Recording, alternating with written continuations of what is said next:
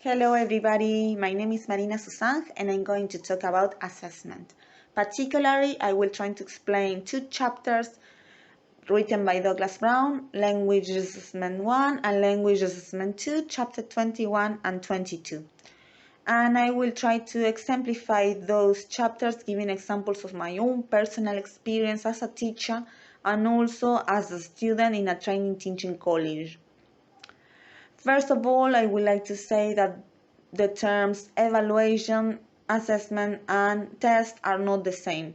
Even though they share some similarities, the difference among them are going to be described during this video. Let's start talking about evaluation. Evaluation refers to a broader notion than assessment, and it relates to a process of systematically collecting information in order to make a judgment. So it goes beyond language education. For example, we can evaluate a course and also if our students have achieved the goals and the task that we have given to them, and performance as a teacher. Now let's talk about assessment, the main focus of this video. Assessment is an integral part of the teaching learning cycle, and in an interactive communicative curriculum, assessment is almost constant. It refers to the general process of keeping track of the learner's progress, and it also refers to the use of methods and instruments to collect information to inform decision making about learning. That would be the mainly difference between evaluation and assessment. Assessment refers to the learner's progress, and evaluation is a whole. We have different kind of assessment. One is more traditional and the other one is more alternative. I'm talking about summative assessment and formative assessment.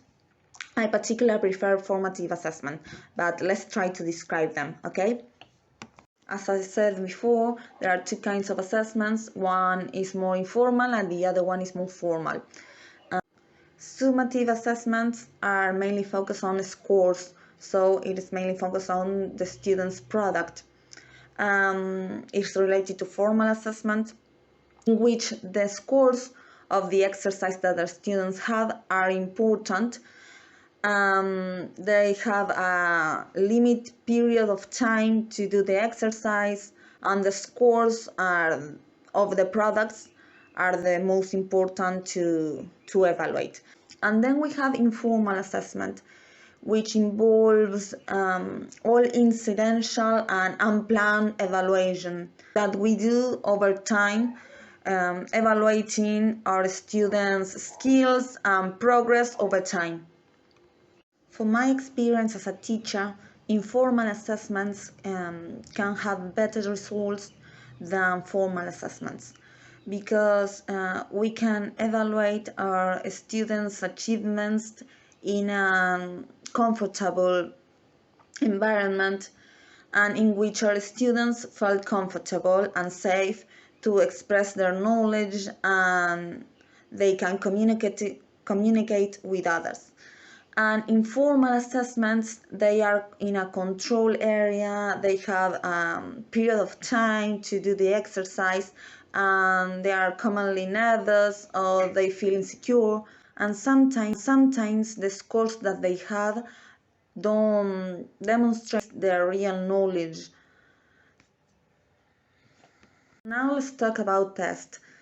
It is a particular form of assessment that is concerned with measuring learning through performance. Well, a test has the purpose of measuring. A test measures a person's ability. That would be related to the knowledge and the discourse ability that a person has. Then it measures the ability. That would be related to the competence that a learner has and the domain that the student has related to the skills that a learner has. Tests should be practical, reliable, and valid. Let's talk about practicality first. This term is related to how practical the test is. If we have a long test, difficult to understand, difficult to correct, and difficult to create, it's not practical. Then a test should be reliable. That would be that the test is consistent and dependable. We should consider the conditions. If the conditions of the test are not optimal, a learner can fail during the test. For example, if we have an audio and we have noise in the room and the learner has to listen to the audio and it is not clear enough, the learner will probably have problems to understand the audio. So it's not reliable. The test is not reliable. And a test should be valid. And validity is the degree to which the test actually measures what is intended to measure. If we want a test to be valid, we should consider content validity, phase validity, and construct validity. Content validity is related to the content that we should evaluate. Then we have phase validity. Phase validity is related to the learner's perspective of the test.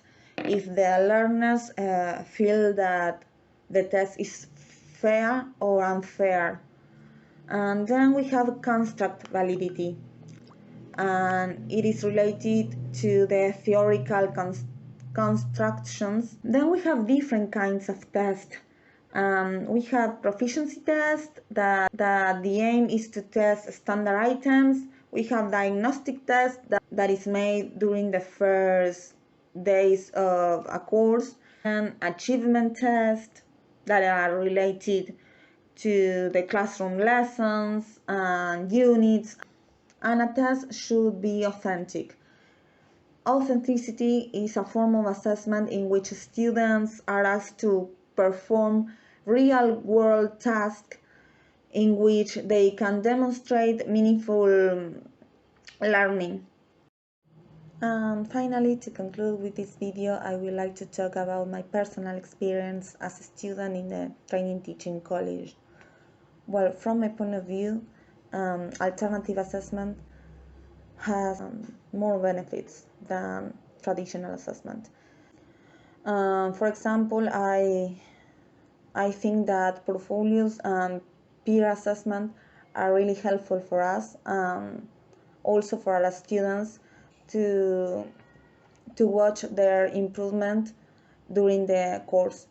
So I will try to learn from those experiences, and I will apply them to my own personal teaching.